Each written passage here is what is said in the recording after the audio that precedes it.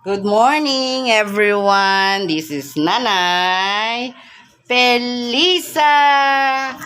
Ngayon po, si Nanay Pelisa ay nag-celebrate ng Holy Week. Imbes na, mamaya gagawa ako ng langis para nyog. Gata ng nyog. Si Nanay Pelisa ay nakaisip na naman ng problema sa kanyang bahay. Ito po ang aking nakita. Huwag maingay, nag-anak ko. Ang gugulo na naman itong mga anak ko. Ha? Ma! Ito. Ano ba yung isda? Bangus, binigyan ako ng anak kong bangus na hilaw, mga siraulo. Sino mo binigyan ng bangus? Ito ang laman. Bangus, siraulo. Alam nila kasi paborito ko bangus. Binigyan nila ako ng bangus. Ito po pala, si Nanay Pelisa ay magbabarnis. Ngayon, tipid na naman po si Nanay Pelisa. Imbis na ibayad po sa magbabarnis, ako na lang po.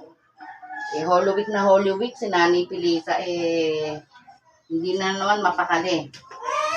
Kaya na naman, nagbabarnis naman ang ginusto ni Nanay Pelisa. Yan. Medyo kasi fade na siya. So, naisip ni Nanay Pelisa na lagyan ng barnis. Sayang kasi yung mga ganito nyo, mga mami, pag nakikita nyong luma na, bili lang kayo ng ng mahogany, ano pa yung nilagay ko? Mahogany barnis, natural. Lagay nyo yon. Ayan. Ito binili ko dyan sa malapit na hardware sa amin. Kay Kaloob. Yan. Ang kaya ng lalaki ay kaya ng babae. Yan. O, si Nanay Pelisa nagmenos na naman. Ayan, nagmenos na naman po si Nanay Pelisa. Imbis na bayad sa gagawa, si Nanay Pelisa na ang gagawa. Sayang kasi kung ibabayad pa. Yan. Ibabalik na rin lang po. Pagka medyo napinturahan mo na ang gilid, titignan mo naman yung mga kabilang side kung nalagyan. Napakadali lang po mga mami. Gaganyan-ganyan mo lang. Titignan mo lang kung ano yung mga namuti. Tapos na, ganun na. Nakagawa ka na. Ka na ng nabarnisan na yung lumang mga upuan. Yan. Napakadali lang po ng gagawin. Ayan. Kanina pangit ang kulay nito. Ngayon ay kumusyaw na. Ayan, ang ganda na. Tapos dito ba sa kabila, para magpantay. Titingnan mo dito. Teka nga. Ay. Ganito mo lang. Yan.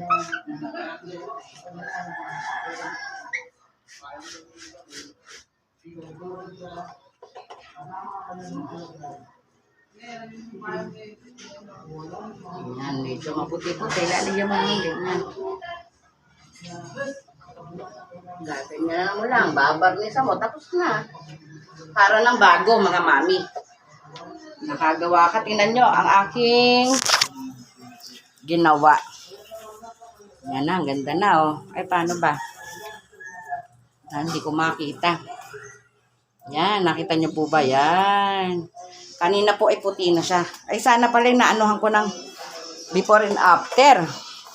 Para nakita nyo mismo ang pagkakaiba na nabarnisan at hindi. Yan. Katulad po nito, mga mami. Ito siya, oh. Sekali naman yung aso ko, gusto rin ma-video. Yan, nakita niyo po ba? Ito medyo,